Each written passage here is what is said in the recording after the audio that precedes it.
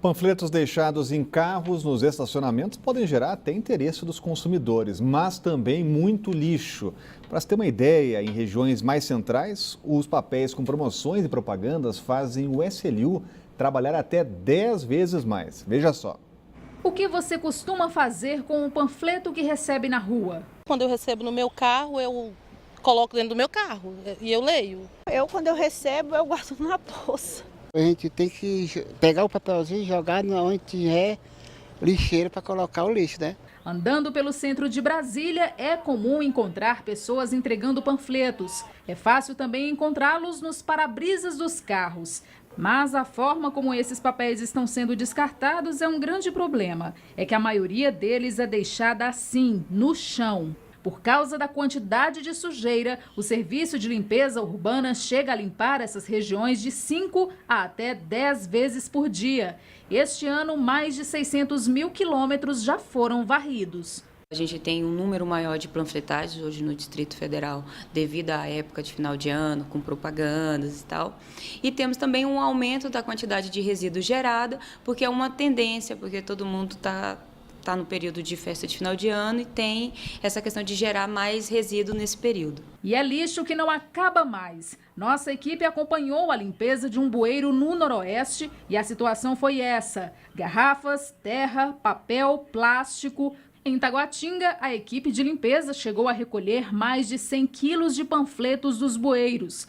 O secretário Marcos Dantas afirma que a quantidade desse tipo de lixo que circula pelas ruas do DF causa consequências graves. Isso tudo vai ser carreado para a boca de lobo e, por consequência, a boca de lobo entope. Ela entupindo, a água vai transbordar. Ela transbordando, ela vai inundar as ruas, ela vai inundar viadutos, as tesourinhas, por exemplo. Receber um panfleto, procura uma lixeira mais próxima ou carrega consigo esse panfleto, ou se não, se recusa a estar recebendo. Em nota, a GEFIS informou que não há legislação que proíba a colocação de panfletos em carros, mas que aplica multas que variam de 80 a 200 mil reais nos casos onde há flagrante de despejo de lixo em local não permitido ou quando o autor é identificado. Ainda segundo a GEFIS, o cidadão pode denunciar o infrator por foto, vídeo ou anotando o nome, placa e o telefone da empresa pelo telefone 162 e pelo site ouvidoria.df.gov.br. E a queda de braços entre o governo e os metroviários continua. Nesta manhã, todas as estações foram abertas para embarque e desembarque e 18 dos 24 trens estão rodando apenas em horários de pico. Aos sábados, 12 trens estarão circulando no período de maior movimento. No domingo, cai para 3. Os números atendem a uma determinação da Justiça. Sem atrasos. Nesta sexta-feira, os trens começaram a rodar às 6 horas da manhã e foram até às 8h45. As atividades serão retomadas às 4h45 da tarde até às 7h30 da noite. O número de trens também foi reduzido no fim de semana. No sábado, 12 vão rodar no horário de pico. No domingo, serão 3 trens durante todo o dia. Ontem, o sindicato da categoria e a direção do metrô estiveram em reunião, mas novamente não chegaram a nenhum acordo. A categoria pede reposição salarial e a nomeação dos aprovados no último concurso. Para minimizar o problema, as faixas exclusivas da EPTG e da EPNB foram liberadas, com exceção do corredor exclusivo do Expresso DF. Também estão livres as faixas do setor policial sul e da W3 Norte e Sul. Estações abriram novamente, mas os trens estão lentos em função aí da greve. Pois é, olha, a determinação da Justiça é 18 dos 24, 25 trens funcionários nos horários de pico, mas entre uma coisa e outra também tem que funcionar em um percentual menor, acho que 30%. Resta saber se esses caras vão cumprir a determinação judicial, porque eles já demonstraram que não tem o menor apreço por ordens da Justiça. Eles cometeram o crime de desobediência e permanecem impunes, pelo menos não há nenhuma informação sobre punição decidida pelo Tribunal Regional do Trabalho, mas o fato é que eles costumam dar uma plástica banana para decisões da Justiça do Trabalho. Vamos esperar, vamos aguardar para ver se eles vão cumprir essa determinação também até o fim. O presidente Michel Temer se encontrou hoje com o ministro das Relações Exteriores do México. E ainda nesta sexta-feira, Temer vai a São Paulo para novos exames urológicos. Quem traz os detalhes ao vivo é a Renata Dourado, fim de semana para cuidar da saúde, né, Renata? Também, né, Rodrigo? Porque a gente sabe que as articulações políticas continuam, né? Então, ele vai retornar ao Hospital Sírio-Libanês, onde ele fez esse procedimento cirúrgico no último dia 27 de outubro, portanto, tem quase um mês que ele fez esse procedimento. E aí vai fazer essa avaliação, fazer uma série de baterias.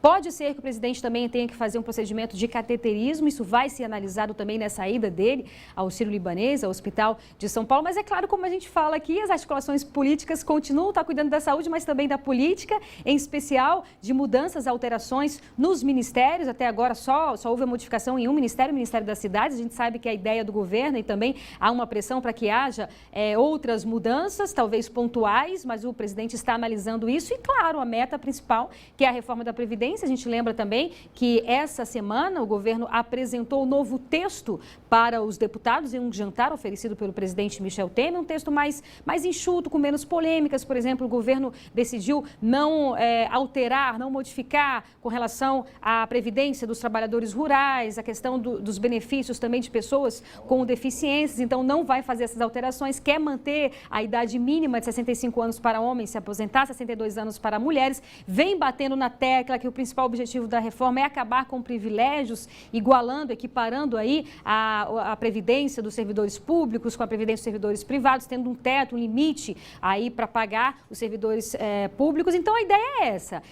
O governo hoje, de acordo com o cálculo dos próprios aliados, tem 260 votos para aprovar a reforma da Previdência, ou seja, não aprovaria. Então, um número aquém do necessário, que são 308 votos para aprovar a reforma da Previdência na Câmara dos Deputados em 2 turnos. Então, no primeiro momento, a ideia era colocar no plenário no dia 6 de dezembro. Mas o governo está tendo aí quer ter um prazo maior, então até a primeira quinzena de dezembro, lá para o dia 15 de dezembro, deve levar essa reforma da Previdência a plenário e aí deixar para o ano que vem a reforma da Previdência no Senado, com o intuito de que os senadores não alterem, não modifiquem a reforma, para que a reforma não tenha que voltar novamente para a análise dos deputados. Então, o governo quer pressa, quer agilidade. Os senadores já disseram que não vão votar nada, aprovar nada toca de caixa, ou seja, de maneira rápida, também querem analisar. Então, são essas articulações que continuam e no universo político a gente sabe que é isso, não para nunca, né, Rodrigo? Obrigado, Renata. Nem no fim de semana, né? Teremos mais articulação.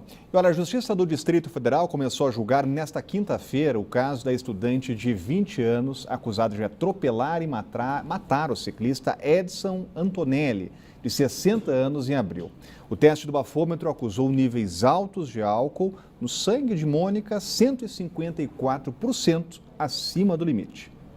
Na audiência de instrução e julgamento, o juiz ouviu 3 das 5 testemunhas, além da estudante Mônica Karina Lopes, de 21 anos. Ela é acusada de atropelar e matar o ciclista Edson Antonelli, de 60 anos, em abril deste ano, em uma ciclofaixa no Lago Norte. Na época, o teste do bafômetro acusou níveis altos de álcool no sangue de Mônica, 154% acima do limite. No dia do acidente, a jovem chegou a ser presa, mas foi solta no dia seguinte depois de pagar uma fiança de 5 mil.